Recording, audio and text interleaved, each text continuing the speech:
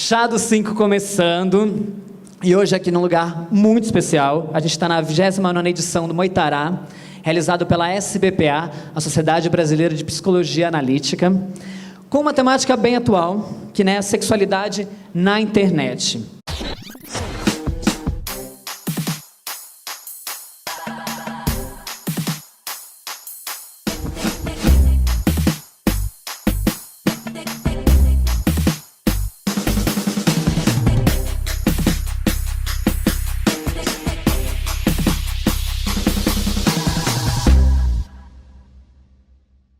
Olha, bonitas elas.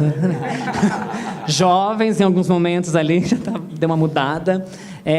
Então, nosso quinto sabor do chá, nosso sabor convidado, sempre vem para trazer sua experiência, sua vivência. E hoje aqui com a gente, doutora Vera Viveiro Sá, psiquiatra e mestre em antropologia e também membro da SBPA. Seja bem-vinda. Obrigada.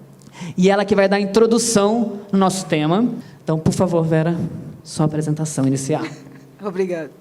Boa tarde para todos. Quando me pediram para falar a respeito disso, eu fiquei pensando por onde entrar, né? Qual o tipo de fenômeno que eu escolheria para poder entrar no mundo virtual e escolher algo que fosse eminentemente da internet e que fosse super atual. E eu escolhi falar a partir do nudes, ou de uma expressão que está na internet, que é o manda nudes. Eu comecei a pensar a respeito disso, né? E comecei a conversar com os amigos, né? E eu dizia para os amigos, gente, eu vou falar no Moitará sobre sexo virtual e eu resolvi intitular minha palestra Manda Nudes. O que você acha?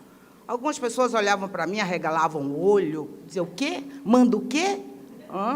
O Manda Nude, eu peguei algumas somente. Se vocês derem um Google em imagens, vocês vão ver que tem várias apropriações do Manda Nude. A gente tem o Manda Nude dos evangélicos, a gente tem o Manda Nude do pessoal da sessão da tarde, a gente tem o Manda Nude, esse aqui eu acho ótimo. Amiga de verdade é aquela que manda nude sem você pedir. Tem o Manda Nudes do Pokémon, do Bob Esponja. Ou seja, esse meme, né, ele foi apropriado na internet por várias comunidades. E eu peguei um pouco esses daí para falar que ele tanto é um meme que foi apropriado por adultos, como também por adolescentes e crianças.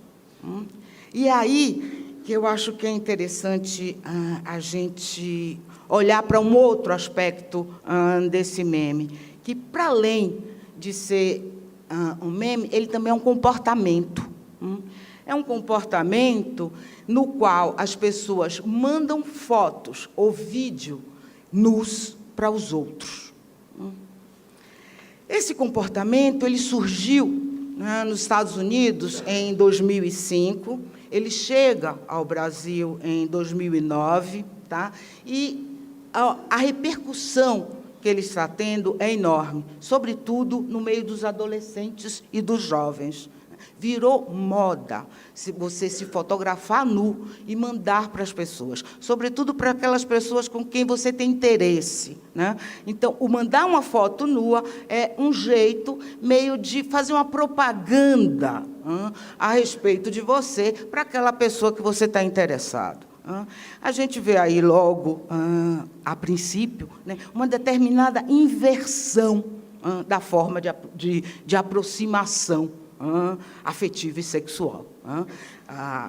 Todos nós sabemos que o mais corriqueiro é que a gente conheça a pessoa primeiro e que depois, muito depois, a pessoa nos conheça sem roupa. O nudes é um pouco uma inversão a respeito disso, né? E todos nós que trabalhamos nessa área, nós sabemos muito bem e estamos muito habituados a ver sonhos nos quais as pessoas sonham que são nuas. E nós sabemos o que isso significa, né? Então, eu acho que é interessante a gente pensar um pouco nessa mudança, nessa transformação de comportamento que a internet está trazendo. pesquisando, né, porque como eu não sou apropriada desse tema, eu fui fazer várias pesquisas na internet, e eu vi depoimentos de adolescentes dizendo que mandar nude era um jeito de se tornar popular. Quem não fazia isso não é popular. Isso é algo que eu acho que é meio preocupante, né? E eu estou trazendo isso porque todos nós aqui somos da área da saúde mental, para que a gente pense um pouco quais são as transformações que isso está trazendo. Porque, além do nude servir para o flerte ou para o namoro, o nude também serve para algo que foi chamado pelos americanos de vingança pornográfica, que o Jorge achou que é um absurdo, né? Mas isso começou com a Paris Hilton. Eu acho que todos vocês se lembram, né? Há alguns anos atrás, foi veiculado na internet um vídeo no qual ela transava com o namorado. O namorado pôs na internet como vingança por ela ter terminado o namoro. Para Paris, isso foi excelente. Deu uma divulgação e uma visibilidade, que ela ficou muito mais conhecida. Contudo, nem sempre é tão glamuroso assim. A gente tem um registro de várias adolescentes que foram fotografadas ou foram filmadas pelos seus namorados e que depois a utilização dessas cenas foram jogadas na internet ou nas intranets dos colégios, e tem alguns relatos de suicídio em função de não conseguir lidar com o bullying que essas questões trouxeram. Agora, nesse ano, foi aprovada uma lei no Senado que criminaliza esse tipo de atitude. Algo que traz para a gente o volume e amplitude com o qual esse fenômeno está aparecendo. Então, assim, o nude tanto pode ser utilizado como propaganda para você conquistar alguém e terminar levando ao sexo real, sexo penetrativo, né? Ou pode ser usado. Esse tipo de utilização a gente vê no Facebook, no Fuckbook, no WhatsApp, em alguns aplicativos também de relacionamento. Quando foi lançado esse Adote um Homem, foi lançado com muito alarde na internet, e eles fazem coisas como, por exemplo, saldão de quindins.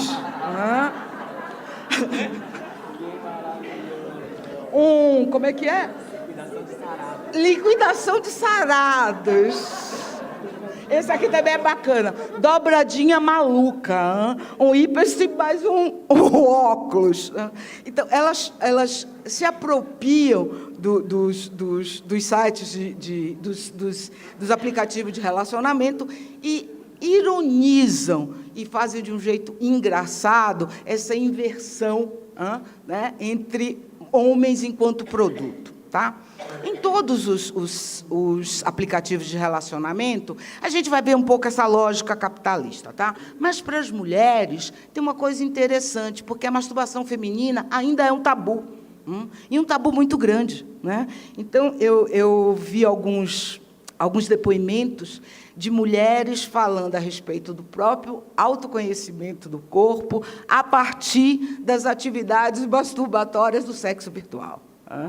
Então, acho que tem uma série de coisas que estão acontecendo de novidade de comportamento e que são interessantes para a gente poder jogar um pouco aqui, essa é a minha intenção, jogar um pouco lenha na fogueira, para que a gente comece a conversar.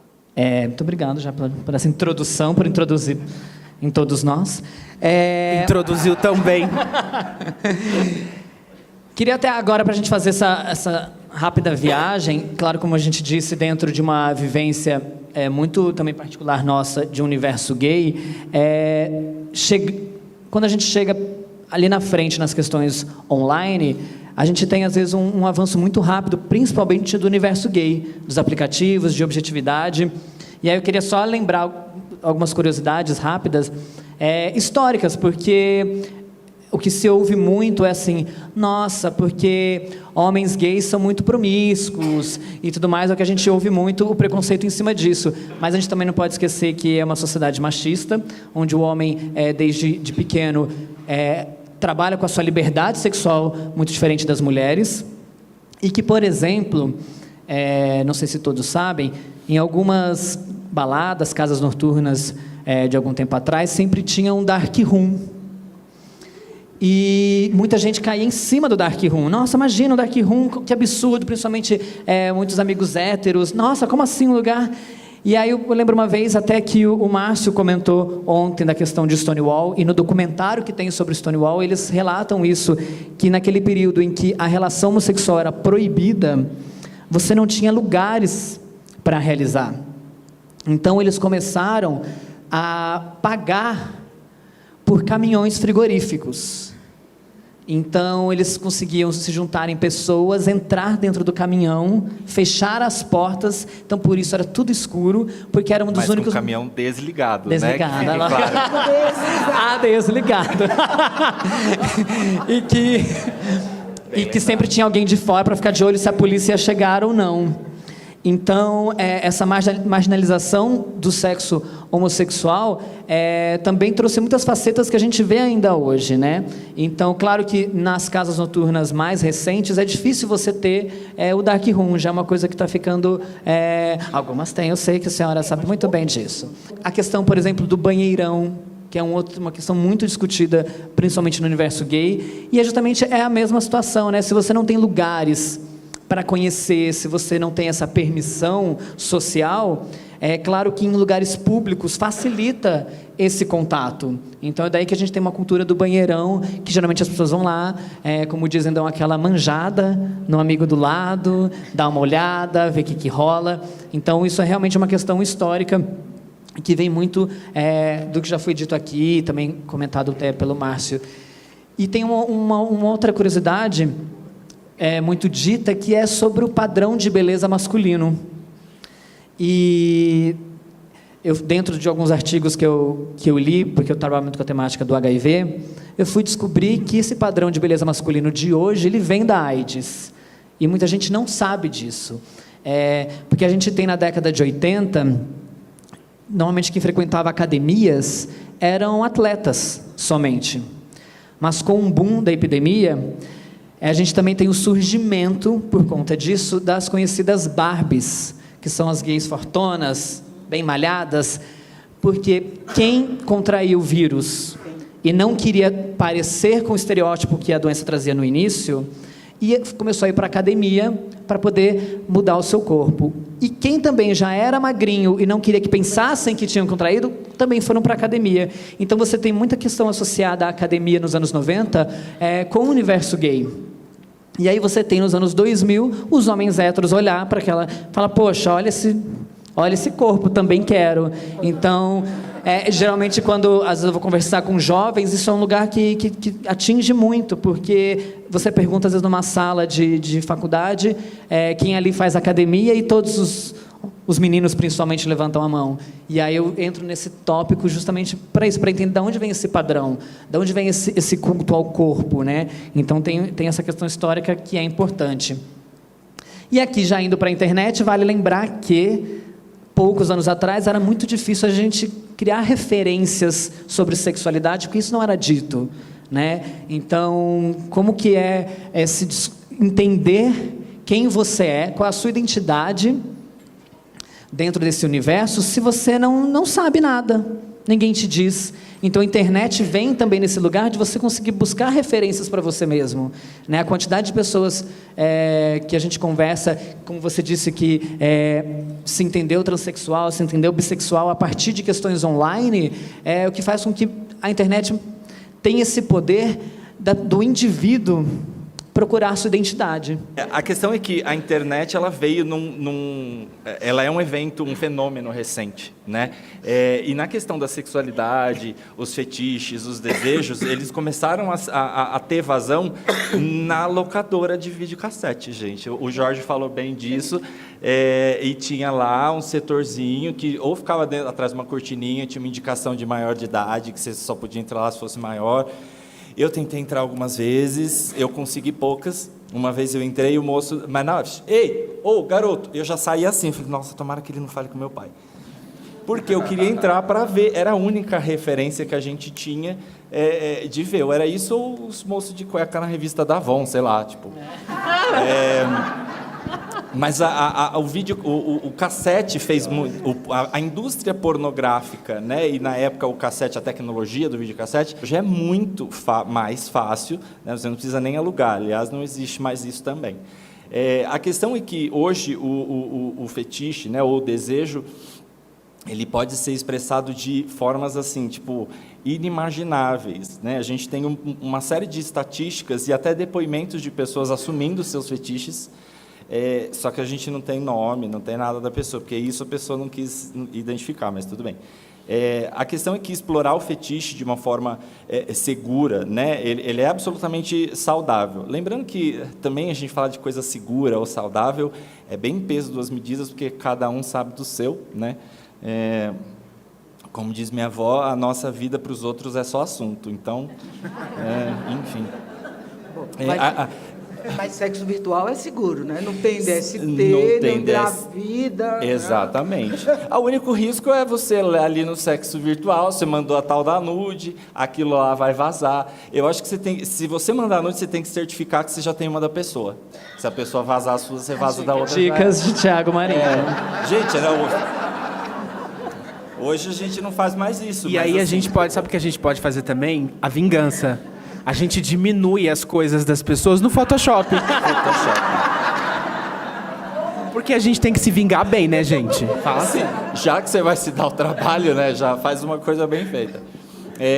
E aí existe, nessa questão da fetichização e na internet, tem um campo mais sombrio que a gente não vai entrar, mas que entra muito na questão da objetificação feminina, pedofilia, etc., mas não é a nossa intenção aqui.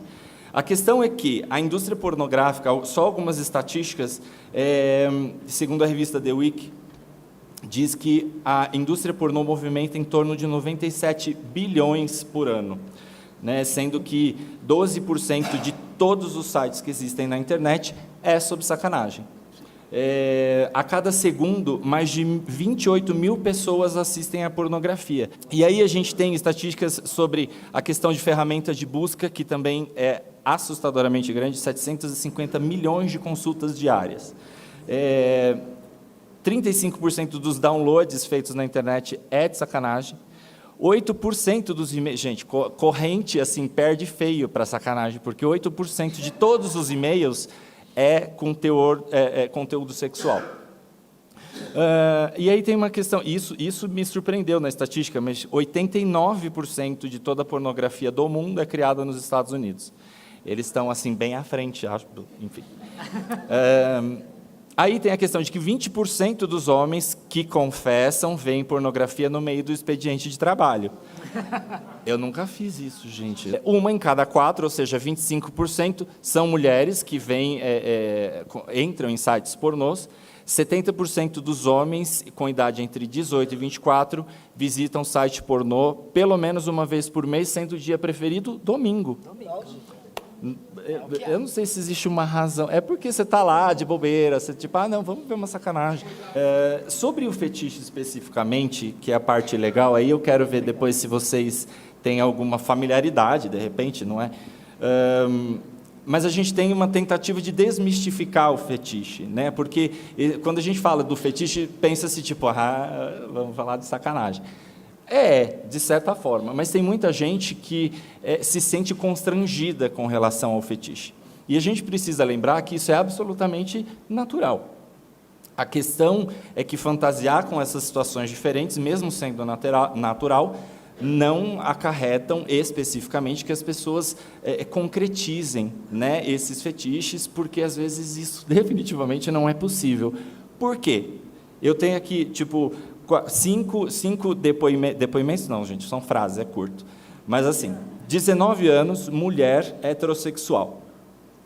Eu quero que um cara muito sarado faça sexo oral em mim e me faça gozar enquanto meu namorado assiste, só para ele finalmente aprender como se faz.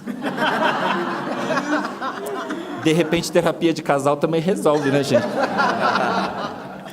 Aí, 30 anos, homem, gay.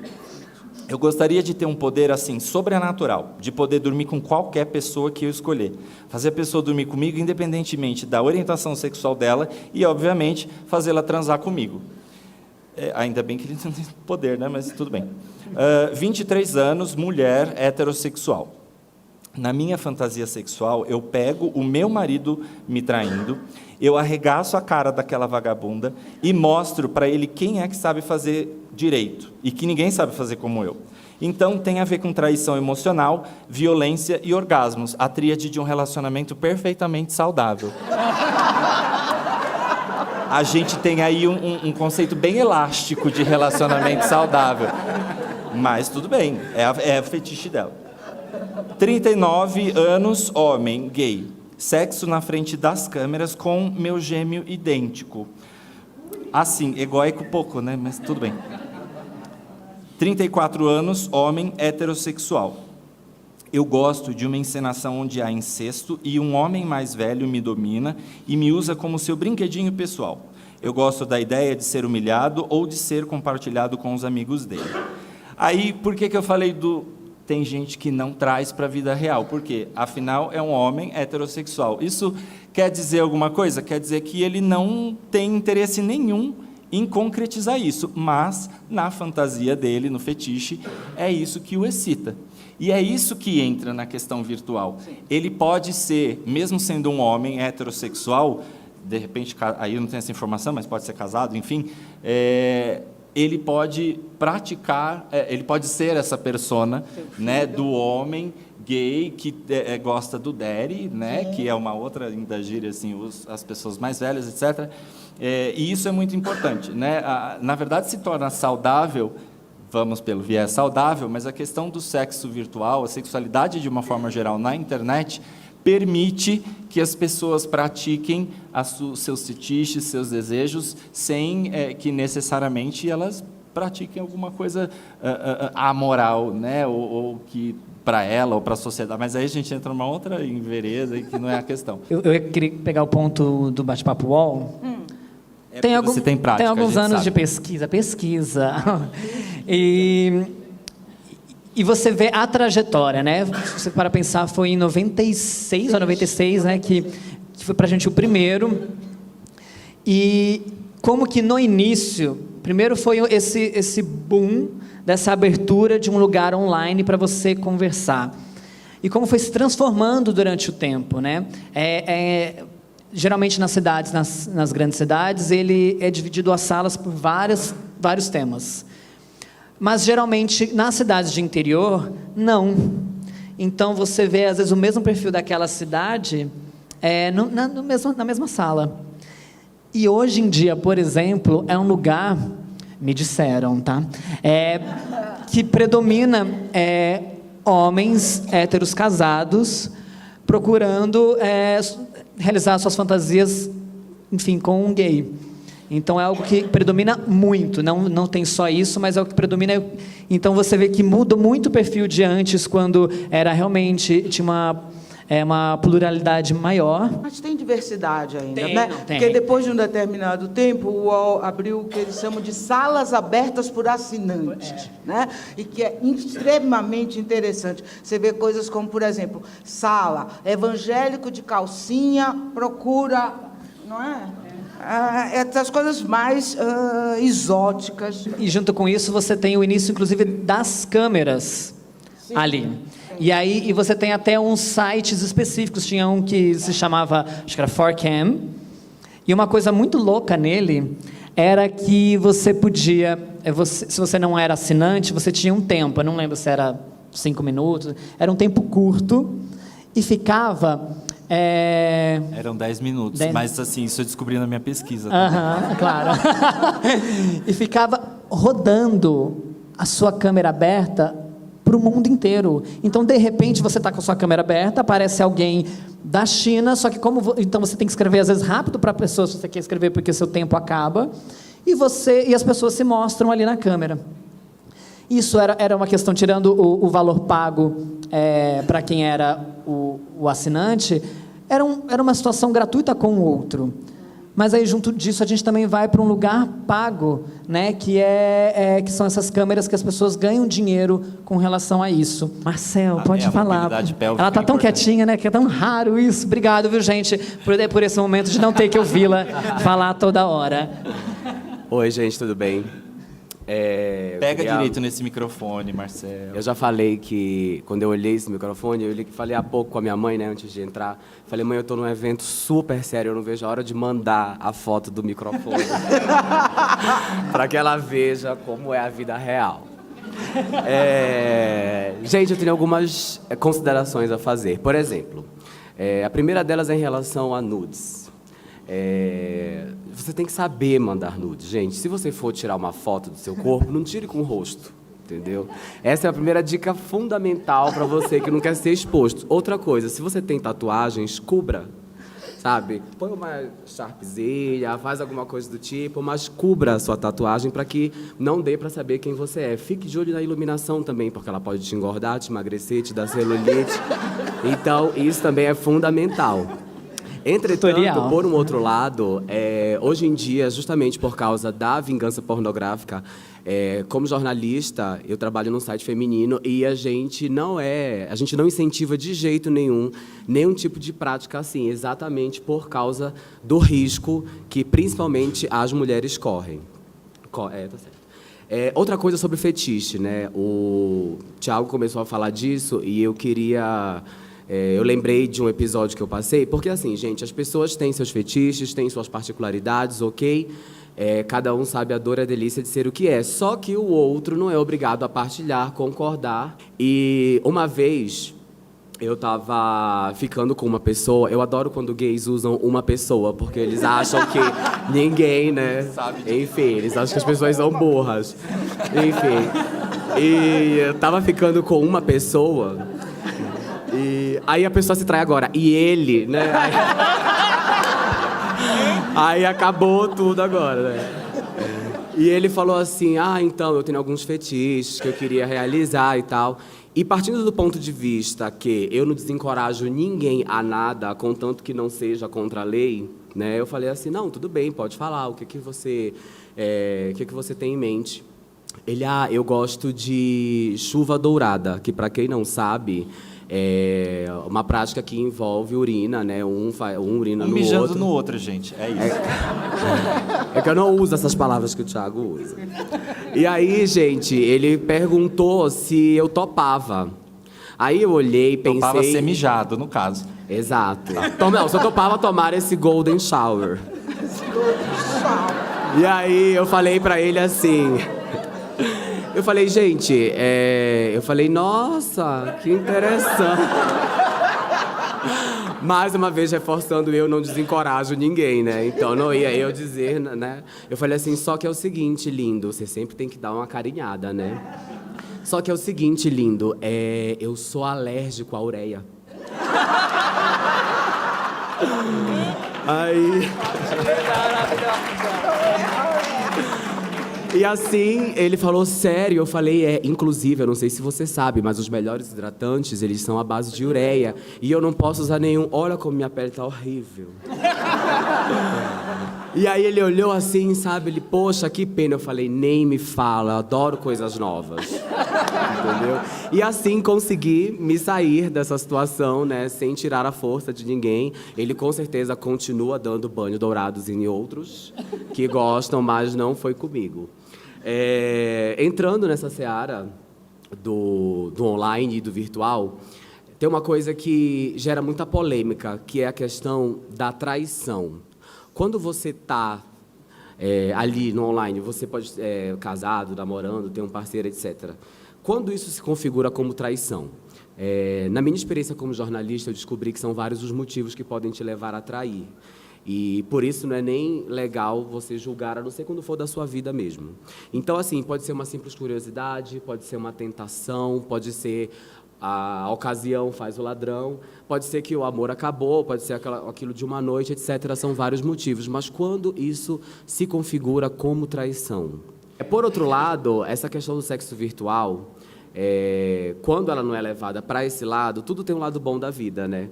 A gente pode falar nela utilizada para relacionamentos à distância. Porque tem gente que o parceiro mora longe, ou a parceira mora longe, e só consegue transar dessa maneira. Então, o sexo virtual, nesse caso sem penetração, do outro, né, porque a pessoa pode estar usando brinquedos, enfim, ele também ajuda muito nesse tipo de relacionamento, né, porque o ser humano ele tem essa necessidade do sexo, pelo menos a maior parte dele. E aí ele pode satisfazer isso quando ele lança a mão do sexo virtual, estando seu companheiro, companheira do outro lado. Até voltando no aspecto dos aplicativos, eu vou por um outro lado da visão do uso desses aplicativos. E a urgência e a ansiedade que é causada nas pessoas devido a uma obsessão que elas têm por serem aceitas de uma forma ou de outra. Então, a gente tem vários tipos de aplicativos diferentes e para vários públicos diferentes, né? A gente tem aplicativo para hétero, a gente tem aplicativo para pessoas que têm fetiches diferentes, a gente tem para homossexuais, a gente tem até para lésbicas. Então, as pessoas vão lá, fazem o perfil delas, colocam as fotos, escrevem algumas coisas que ninguém lê, geralmente, né? E elas buscam, na verdade, o que eu vejo elas buscam mais serem aceitas e serem adeptas a certos tipos de comportamento do que, de fato, procurarem parceiros. Porque, por exemplo, o Tinder. Não sei se vocês conhecem como o Tinder funciona. O Tinder é um aplicativo que você tem uma foto central, logo embaixo você tem a sua idade. E aí ele funciona da seguinte forma. Você abre o Tinder e logo já vem a pessoa mais próxima que está de você, que também tem o aplicativo. Se você não gosta da foto dessa pessoa, se essa pessoa não te atraiu fisicamente, etc., você desliza o dedo e essa foto ela vai embora, ela passa. É como se você descartasse essa pessoa de uma maneira ou de outra. Isso gera uma ansiedade muito grande em quem está usando e na pessoa que está esperando. Porque aí, se você dá o like na foto, aquele like fica guardadinho ali. E, em determinado momento, se aquela pessoa que você deu o like também deu o like em você, você recebe um aviso no aplicativo de que a pessoa também te curtiu. E aí você pode conversar com ela. Do caso contrário, você não pode falar com essa pessoa. E isso abre um leque para vários tipos de comportamentos compulsivos. De ansiedade, de depressão, a falta que as pessoas têm de empatia pelo outro, porque você começa a segregar os públicos, né? Você começa a separar as pessoas. Você entra dentro do aplicativo, você vê lá, eu só quero falar com sarados, eu só quero falar com tal tipo de pessoa. E, geralmente, uma pessoa que tem um comportamento compulsivo, que sofre de ansiedade, que sofre de depressão, quando ela não é aceita por alguém que ela tentou uma proximidade, aquilo pode ser um gatilho para muitas coisas. E, geralmente, não são boas. Então, eu estava até lendo alguns artigos na internet e vi alguns relatos sobre a obsessão pelos likes. Hoje em dia, a gente está mais preocupado em ter like na internet do que, de fato, qualquer outro tipo de coisa que a gente está procurando ali. E, na minha opinião, o like ele sempre existiu. Né? Mesmo antes da internet, a gente sempre, e o tempo todo, buscou ser aceito pelos outros de uma forma ou de outra. A gente quer ser aplaudido, a gente quer ter visão, a gente quer que as pessoas gostem da gente. O que, de fato, aconteceu é que a internet trouxe uma emergência e uma facilidade em você gostar e odiar pessoas. Então, eu acho que o que eu quero que fique a reflexão é com relação ao uso, porque muitas pessoas não sabem usar esses aplicativos e não entendem alguns tipos de comportamento. Não é porque você não foi aceito por alguém que você tentou uma proximidade, significa que você seja feio, significa que você não seja legal e etc. Muitas pessoas não entendem isso. E os aplicativos, às vezes, eles trazem uma visão negativa, né, para a vida dessas pessoas. Tá no finalzinho, alguém mais? Acabou? É isso? Acabou. Acabou. Gente, muito obrigado.